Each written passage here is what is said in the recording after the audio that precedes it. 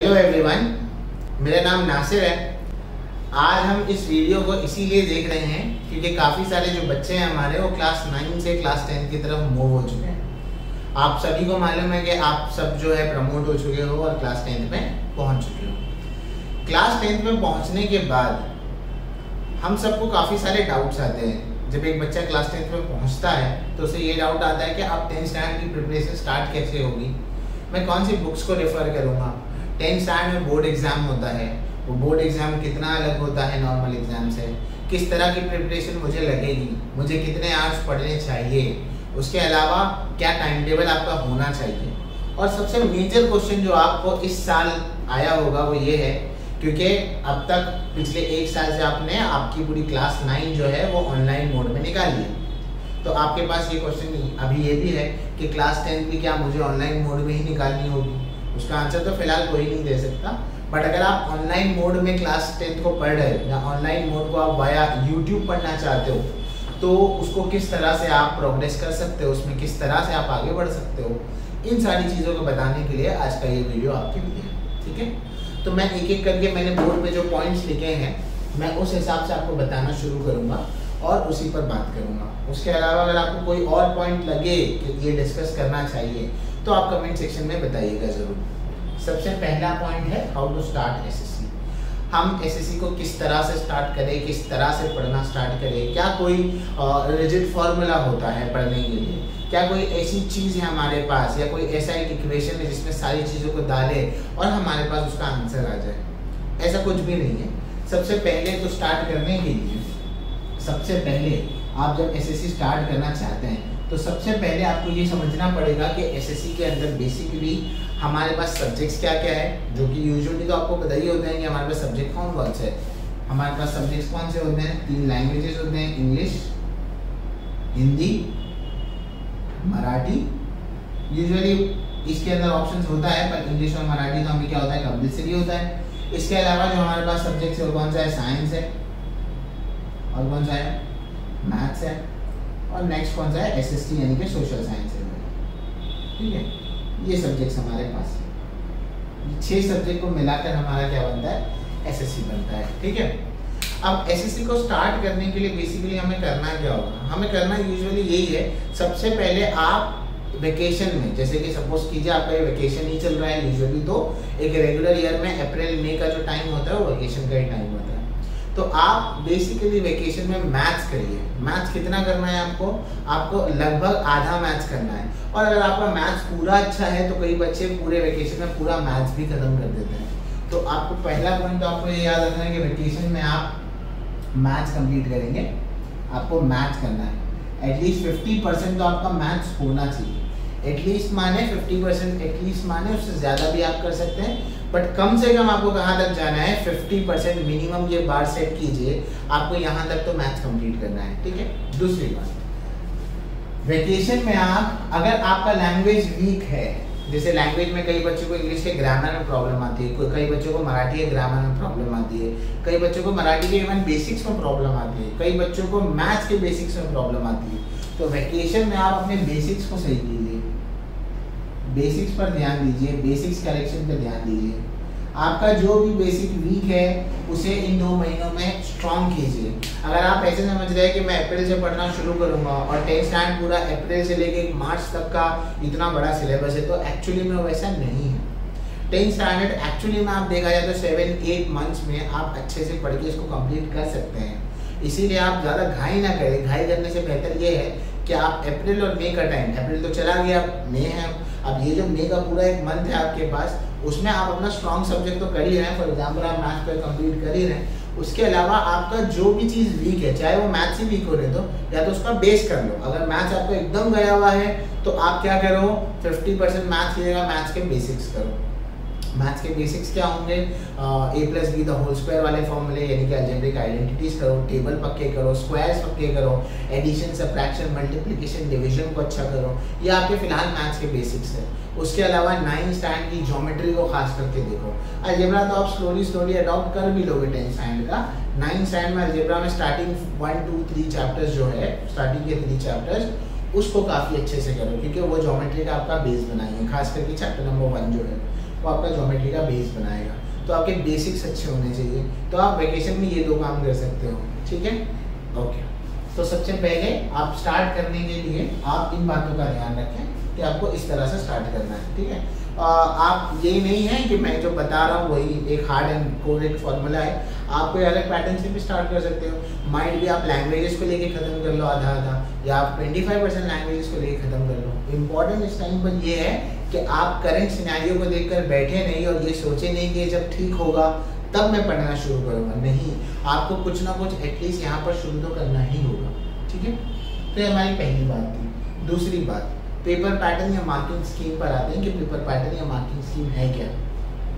तो हमारे जो पेपर पैटर्न है आप सभी को मालूम होगा, टोटल जो 6 सब्जेक्ट मैंने यहाँ पर लिखे थे, हर एक जो सब्जेक्ट है वो 100 मार्क्स का होगा, 100 मार्क्स ईच। नॉर्मल ईयर में, अभी इस साल की बात नहीं कर रहा, एक नॉर्मल ईयर में 100 मार्क्स डिवाइडेड होते थे ऐसे, 80 मार्क्स जो होते थे वो रिटर्न होते थे, यानी कि आप बोर्ड में देते थे जो, और 20 मार्क्स जो होते हैं वो आपके इंटरनल होते हैं।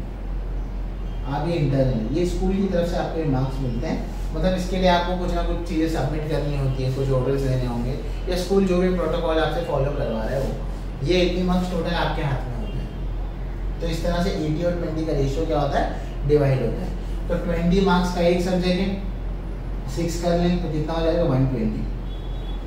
तो 120 मार्क्स अराउंड किसके पास होते हैं, स्कूल के पास होते हैं, ठीक है। तो 120 मार्क लगभग किसके पास होते हैं, स्कूल के पास होते हैं, ठीक है। तो इसमें आप मैक्सिमम स्कोर करने की कोशिश करें, यानी कि आप स्कूल की तरफ में उतना ही ध्यान दें जितना आप रिटर्न स्कोर की तरफ ध्यान दे रहे हैं। उसके अलावा पेपर पैटर्न पर अगर मैं बात करूँ, मार्किंग स्कीम तो ये बात हो गई है, काफ़ी सिंपल मार्किंग स्कीम में समझा होगा। हाँ, इसमें और चीज़ भी है कि जो मैथ्स और साइंस है वो भी डिवाइडेड है। मैथ्स जो है वो मैथ्स 1 और मैथ्स 2 में डिवाइडेड है। मैथ्स 1 40 मार्क्स का होगा, मैथ्स 2 भी कितना होगा, 40 मार्क्स का होगा, ठीक है ना। अब ये दोनों मिलाकर कितने हो गए, 80 हो गए। फिर 10 का यहाँ से ओरल होगा और 10 का यहाँ से भी क्या होगा, ओरल होगा।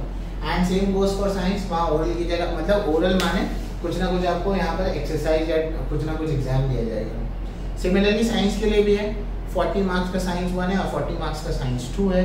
और इसके अलावा क्या है, यहाँ पर 10 मार्क्स के जो प्रैक्टिकल्स होंगे वो होते हैं, जो आपको स्कूल में बताए जाएंगे, जिसके लिए आपको जर्नल दी जाएगी, ठीक है। तो ये बेसिक आइडिया आपको मिल गया, ओके। तो बाकी में तो 80-20 में डिवाइडेड है, ठीक है, तो वो आपको पता लग जाएगा। इसके अलावा अब हम आते हैं पेपर पैटर्न पर। पेपर पैटर्न जो है हर एक का अलग अलग होता है, ठीक है। ये तो हो गई एक बार मार्किंग स्कीम की हो गई। पेपर पैटर्न में क्या है, अब पेपर पैटर्न में अक्सर लोगों को स्कूल में एक पेपर पैटर्न मिलता होगा। पहले मैं समझा दूं कि पेपर पैटर्न होता क्या है। पेपर पैटर्न ये होता है कि अगर मैं 80 मार्क्स का पेपर दे रहा हूँ तो मैं उसमें क्या क्या पूछूंगा और कितने मार्क्स का पूछूंगा, बराबर है। ग्रामर कितने मार्क्स का होगा, राइटिंग्स के कितने मार्क्स की होगी, ये सारा का सारा पेपर पैटर्न होता है।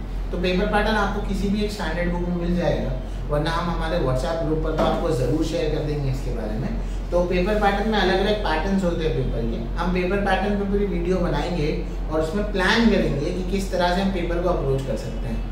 यानी कि अगर आप कहेंगे, अगर आप मुझे कहेंगे कि सर पेपर पैटर्न पर वीडियो बनाओ, तब मैं एक वीडियो बनाऊंगा जिसके अंदर हम पेपर पैटर्न को एनालाइज करके ये देख सकते हैं कि अगर सपोज करो आपका इंग्लिश वीक है और आपको इंग्लिश में कैसे मैक्सिमम मार्क्स स्कोर करने हैं पेपर पैटर्न की मदद से, तो आप कैसे स्कोर कर सकते हैं इंग्लिश में पेपर पैटर्न की मदद से मैक्सिमम मार्क्स, तब हम उसमें चेक कर सकते हैं। क्यों?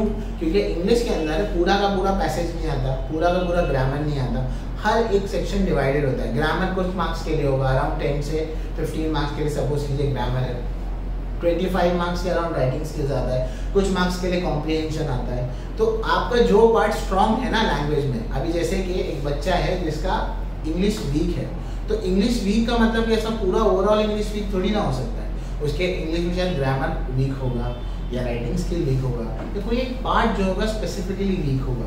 तो हमें पेपर पैटर्न को देख के हम ये अंदाज़ा लगा सकते हैं कि हम किस तरह से पेपर को अप्रोच कर सकते हैं। सॉरी, तो हम किस तरह से पेपर को अप्रोच कर सकते हैं वो हमें से एक अंदाज़ा मिलेगा। तो पेपर पैटर्न पर एक सेपरेट वीडियो हम बनाएंगे कभी, जिससे हमें एक अंदाज़ा हो जाएगा, ठीक है, कि किस तरह से हम अप्रोच कर सकते हैं इसको, ठीक है। ओके, तो हमारे दूसरे पॉइंट की बात हो गई। बहुत ब्रीफली बता रहा हूँ मैं आपको, थोड़े जल्दी में और थोड़ा ब्रीफली बता रहा हूँ, एक एक करके सारी चीज़ें मैं आपको बताने की कोशिश करूँगा, ठीक है। हाँ, पेपर पैटर्न में आप बोलेंगे तब मैं वीडियो बनाऊंगा। ओके, उसके बाद तीसरा पॉइंट है, क्या एसएससी को ऑनलाइन पढ़ना पॉसिबल है? क्या हम एसएससी ऑनलाइन पढ़ सकते हैं? क्यों? क्योंकि एसएससी कोई छोटा मोटा एग्जाम तो है नहीं आप लोगों के लिए।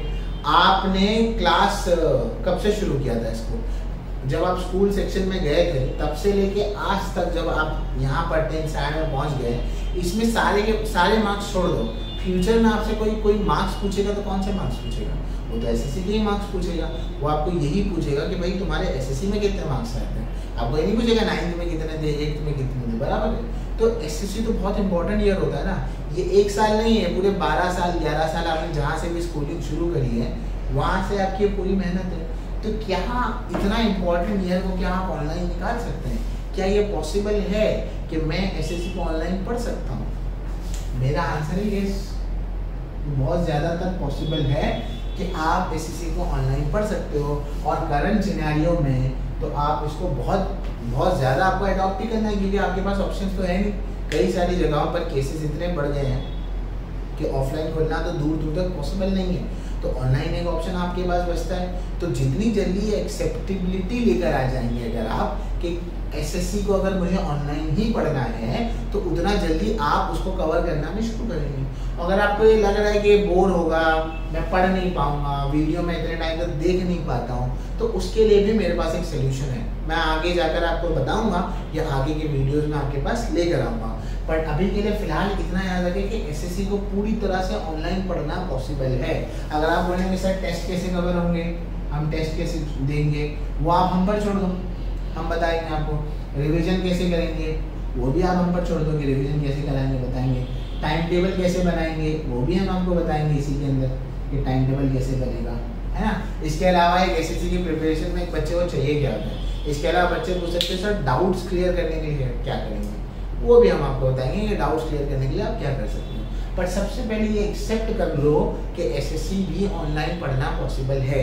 सबसे पहले जब आप एक्सेप्ट करोगे ना कि पढ़ना पॉसिबल है, तभी आप उसको आगे लेके जा पाओगे, ठीक है। तो आगे ये सारी चीज़ें हम एक एक करके आगे के वीडियोस में आपको बताते रहेंगे। आप हमसे जुड़े रहिएगा ताकि हम आगे जाकर आपको ये सारी चीज़ें बताते रहें, ठीक है। नेक्स्ट पॉइंट पर आता हूँ, क्योंकि मैं ज़्यादा टाइम आपका वीडियो पर लूँगा नहीं, आप सोचेंगे वरना कि पहला ही वीडियो और इतना बड़ा है, ठीक है। बेस्ट ऑफ 5 क्या होता है? 10th स्टैंडर्ड में टोटल 6 सब्जेक्ट्स होते हैं हमारे पास, अभी हमने देखा। तो अगर टोटल 6 सब्जेक्ट्स हो गए तो टोटल कितना हो जाएगा? 600 मार्क्स हो जाएगा, बराबर। तो आप बोलेंगे सर 600 में से मेरे को मार्क्स मिलेंगे, नहीं। बोर्ड में आपको 500 आउट ऑफ 500 में से मार्क्स मिलेंगे। ऐसा क्यों? क्योंकि बेस्ट ऑफ 5 एक स्कीम है। इसका मतलब ये है, अगर आपने 6 के 6 सब्जेक्ट पहले पास हो जाए, पास होने के लिए मिनिमम कितना चाहिए था? 35। आप 6 के 6 सब्जेक्ट पहले पास हो जाए। अब जब आप 6 के 6 सब्जेक्ट जब पास हो गए तो उसमें जो सबसे कम वाला रहेगा ना उसको निकाल दिया जाएगा, और उसमें जो 5 अच्छे रहेंगे ना उसको काउंट किया जाएगा। फॉर एग्जाम्पल आप सभी का सपोज करो हिस्ट्री एसएसटी अच्छा नहीं है, तो एसएसटी में सपोज करो आपको 50 मिला, बाकी सब में आपको 90 90 90 मिला, तो आपका मार्क्स जो काउंट होगा वो 50 को हटा दिया जाएगा। बाकी जो 90 90 आपको मिले टोटल कितने हो जाएंगे? 95 या 45, तो 450 आपके हो जाएंगे, तो वो यहाँ पर काउंट होगा। ऐसे समझ में आया? तो आपको क्या करना है, जो आपका वीकेस्ट सब्जेक्ट है ना उस पर बहुत ज़्यादा मेहनत नहीं करनी। जो आपका वीकेस्ट सब्जेक्ट है उस पर बहुत ज़्यादा मेहनत मत करो। उस पर ऐसे करो कि सिर्फ इतना पढ़ो कि आप एक ठीक ठाक अच्छा स्कोर ला सको। मतलब 35 पासिंग है तो 35 नहीं सोचना है आपको, एटलीस्ट 60 सोचना है कि 60 आए या 50 आए, तो ठीक ठाक उसमें मार्क्स ला सको, और वो हो जाए फिर आगे बढ़ जाओ, ठीक है। ओके, तो ये बेस्ट ऑफ 5 होता है।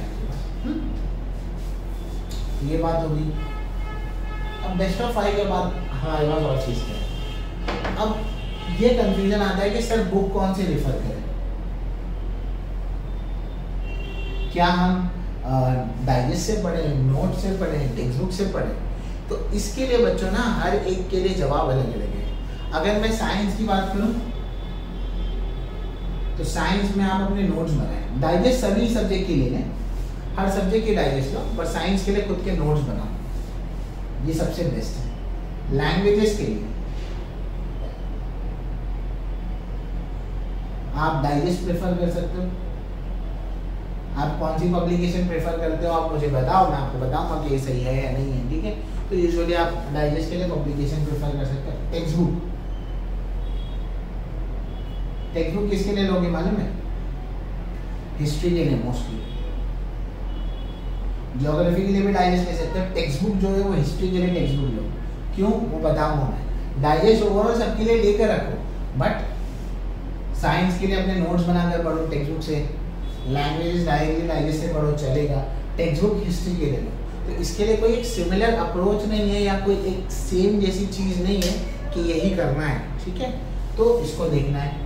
मैं सोच रहा हूँ कि हर एक जो मैंने यहाँ पे पॉइंट्स लिखे ना, मुझे लग रहा है कि हर एक पे मुझे एक अलग अलग वीडियो देना पड़ेगा आपको, थोड़ा और डिटेल है। वरना आप कमेंट सेक्शन में भर दो आपके सवाल, मैं आपको उसके जवाब देता हूँ, ठीक है। तो ये कुछ चीज़ें याद रखना कि टेक्स्ट बुक आपको हिस्ट्री के लिए चाहिए होगी, लैंग्वेज डाइजेस्ट के लिए, और ये बेस्ट पॉसिबल कॉम्बिनेशन होता है आपको 10th स्टैंडर्ड में अच्छा स्कोर करने के लिए, ठीक है। अच्छा, तो ये हो गया। अब लास्ट देखते हैं कि हम कैसे 10th स्टैंडर्ड को अप्रोच करेंगे। देखो, मैं पिछले 9 साल से क्लास 10 को पढ़ा रहा हूँ और मैंने पिछले 9 साल में मेजरली यही काम किया है कि मैं क्लास 10 को कैसे पढ़ा सकूँ, या कैसे पढ़ाया जाए क्लास 10 को, मैंने ये देखा है। अब जाहिर सी बात है हम ऑनलाइन मोड में ट्रांसफ़र हो चुके हैं, हम ऑनलाइन मोड में आ चुके हैं। तो ऑनलाइन मोड जो है वो ऑफलाइन मोड से तो काफ़ी अलग है। अब ये अलग होने के बावजूद हम किस तरह से इसको अप्रोच करें ताकि ज़्यादा से ज़्यादा हमें आपस में कॉन्टैक्ट में रखें, क्योंकि ऑनलाइन और ऑफलाइन में मेजर बैरियर क्या होता है, कॉन्टैक्ट का या कम्युनिकेशन का। टीचर बहुत ही लिमिटेड कम्युनिकेशन कर पाता है बच्चे से, बराबर है। और दूसरी बात है कि लंबे लंबे वीडियोस, इतने लंबे लंबे वीडियोस बनते हैं, सर देखेंगे कैसे, पढ़ेंगे कैसे, क्या क्या होगा उसके अंदर। तो उतने लंबे लंबे वीडियोस का भी एक सोल्यूशन है। और हम किस तरह से अप्रोच करेंगे ताकि आपको ऑनलाइन में बोर ना हो, ये देखो हमारा अप्रोच क्या है।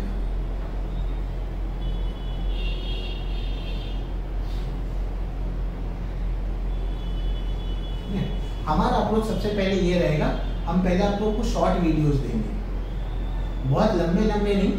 आपका पूरे दिन में मैक्सिमम जो लेंथ होगी ना वीडियो की, मैक्सिमम जो लेंथ होगी वो 1 आवर की होगी, चाहे 2 सब्जेक्ट्स मिला करो। एवरी डे सपोज करो मैथ साइंस के वीडियोस आ रहे हैं आपके पास, तो हाफ एन आवर मैथ्स का, हाफ एन आवर साइंस का, मैक्सिमम 1 आवर का लेंथ होगा वीडियो का। उससे ज़्यादा लेंथ के आपको वीडियोस नहीं दिए जाएंगे ताकि आप जो पढ़ भी रहे हो वो आपके दिमाग में जाए, ठीक है, पहली बात। दूसरी बात, ये जो भी वीडियोस आप देखेंगे उसका आपको हमें एक असाइनमेंट सबमिट करना होगा ताकि आप हमसे एंगेज रहो। एक असाइनमेंट आप हमको सबमिट करोगे, आमिर सर्स इंस्टीट्यूट करके ऐप है प्ले स्टोर पर, मैं उसका लिंक आपको नीचे डाल दूंगा। वहाँ पर आपका होमवर्क डेली का डेली क्रिएट हो जाएगा। आपको वहाँ डेली होमवर्क देना है ताकि आपको आपका प्रैक्टिस याद रहे, आपने किया है और हमको भी पता रहे कि हुआ है। इसके अलावा हम आपके लाइव क्विज लेने की कोशिश करेंगे, ठीक है। लाइव क्विज लेंगे या आपको टेस्ट क्वेश्चन पेपर या टेस्ट पेपर्स भेजेंगे। आप जो भी पढ़ते हो लेसन वाइज आपका जो भी हो जाता है उसको लेकर हम आपको ये सारी चीज़ें यहाँ पर प्रोवाइड करेंगे, ठीक है। और इसके अलावा शायद हम जूम कॉल्स भी ले सकें।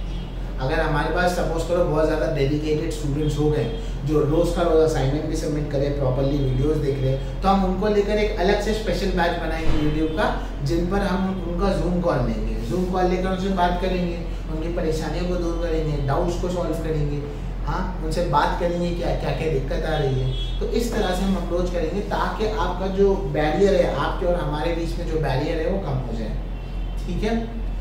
मैंने बहुत ही बेसिक सा आइडिया आपको दिया है, ठीक है, आपको किस तरह से एसएससी को स्टार्ट करना है। मैं इनमें से कुछ टॉपिक पर अलग अलग से भी वीडियो बनाऊंगा, अगर आप कहेंगे तो मैं वीडियो बनाऊंगा इसके ऊपर। And may be in a day और 2 मैं आपके साथ अलजेब्रा और साइंस 1 के लेक्चर्स को शेयर करूंगा इंशाल्लाह। मैं जल्दी से आपके सामने वीडियोस लेकर आऊँगा। याद रखिए वीडियोस की लेंथ बहुत बड़ी नहीं होगी जिसको आपको देखने में बहुत ज़्यादा बोर हो। शॉर्ट वीडियोस होंगे, 1 आवर के वीडियो आप पूरे दिन में 20 मिनट्स करके डिवाइड कर लीजिए, 3 सेशन में वीडियो देख लीजिए, उसके बाद नोट्स बना लीजिए, ठीक है। बहुत ज़्यादा अभी स्टार्ट में स्ट्रेच करने की ज़रूरत नहीं है, आहिस्ता आहिस्ता अडॉप्ट करते हैं, साथ में चलते हैं, जर्नी को पूरा शेयर करते हैं। होप सो आपको लेक्चर समझ आया होगा। ठीक है, मैं अपने एंड से कोशिश कर रहा हूँ, जितना आप लोगों के लिए नया है ये मेरे लिए भी उतना है, ठीक है। तो मैं अपने एंड से पूरी कोशिश कर रहा हूँ, आप यहाँ से रिस्पांस दीजिए, मैं वहाँ से रिस्पांस देता हूँ, ताकि ये गैप को हम कम करते हैं मिलकर। और ये 10th स्टैंडर्ड का जो एक बड़ा सा साल है हमारे लिए, हम उसको इंशाल्लाह एकम्प्लिश करने की कोशिश करेंगे वाया ऑनलाइन, ठीक है। अगर कोई भी डाउट है तो प्लीज़ बताइएगा नीचे कमेंट सेक्शन में। मैं ऐप का लिंक आपको दे दूंगा, आप उसको डाउनलोड कर लीजिए, व्हाट्सएप ग्रुप होगा उसको ज्वाइन कर लीजिए, ताकि आपको रेगुलर नोटिफिकेशन आता रहेगा कि हम कौन सा लेक्चर अपलोड करने वाले हैं, टाइम टेबल क्या है। और आपको इसमें जिस सेक्शन के ऊपर वीडियो चाहिए तो आप मुझे बताइएगा। अगर 12th स्टैंडर्ड और 11th स्टैंडर्ड के बच्चे इसको देख रहे हैं तो प्लीज़ 10th स्टैंडर्ड के साथ शेयर कीजिए।